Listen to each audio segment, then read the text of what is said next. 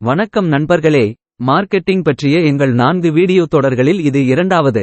இந்த வீடியோவில் நிலக்கடலை சிக்கியின் விலை நிர்ணயம் பற்றி பேசுவோம். இது முதல் முறையாக சந்தையில் நுழைவதற்கு முக்கியமானது. சிக்கி உற்பத்தியாளர்கள் தங்கள் தயாரிப்புகளின் விலையை எவ்வாறு நிர்ணயித்துள்ளனர் என்பதை பார்ப்போம். விலைகளில் பரந்த மாறுபாட்டை நீங்கள் கவனித்தீர்களா? சில வீரர்கள் ஏன் பிரீமியம் விலையை கட்டலாம், மற்றவர்கள் மிகவும் குறைவாக வசூலிக்கிறார்கள்?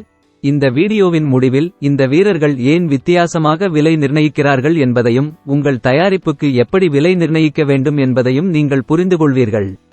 பொதுவாக பயன்படுத்தப்படும் முதல் 2 விலை உத்திகள் செலவு மற்றும் விலை நிர்ணயம் மற்றும் மதிப்பு அடிப்படையிலான விலை நிர்ணயம் ஆகும். முதலாவதாக காஸ்ட் பிளஸ் பிரைசிங். இது லாப வரம்பை உறுதி செய்வதற்காக பொருட்களின் விலைக்கு ஒரு குறிப்பைச் சேர்ப்பதை உள்ளடக்கியது. விலையில் போட்டியிடும் போது இந்த முறையை பயன்படுத்தவும்.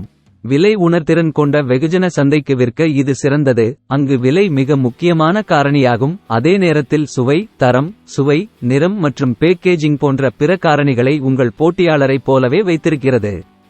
எடுத்துக்காட்டாக, 1 கிலோ சிக்கியின் உற்பத்தி செலவு 113 ரூபாயாக இருந்தால், உங்கள் போட்டியாளர்கள் 1 கிலோவுக்கு 206 ரூபாய்க்கும் குறைவாக விற்கவில்லை என்று கருதி 1 கிலோவுக்கு 30% முதல் 40% வரையிலான விளிம்பில் உங்கள் விலையை நிர்ணயிக்கலாம்.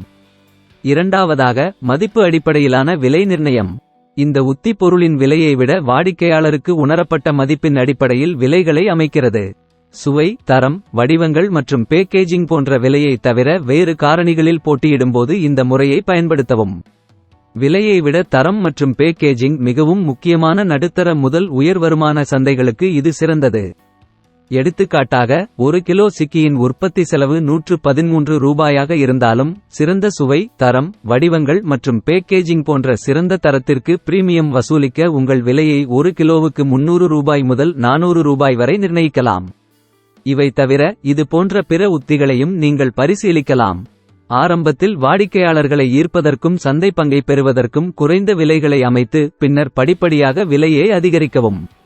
புதிய மற்றும் தனித்துவமான தயாரிப்புகளுக்கு ஆரம்பத்தில் அதிக விலைகளை நிர்ணயித்தல், பின்னர் போட்டி அதிகரிக்கும் போது அவற்றை குறைத்தல். உளவியல் விலையை பயன்படுத்துவது, ஒரு பொருளை மலிவானதாக தோற்றமளிக்க 100 ரூபாய்க்கு பதிலாக 99 ரூபாய்க்கு அமைப்பது போன்றது.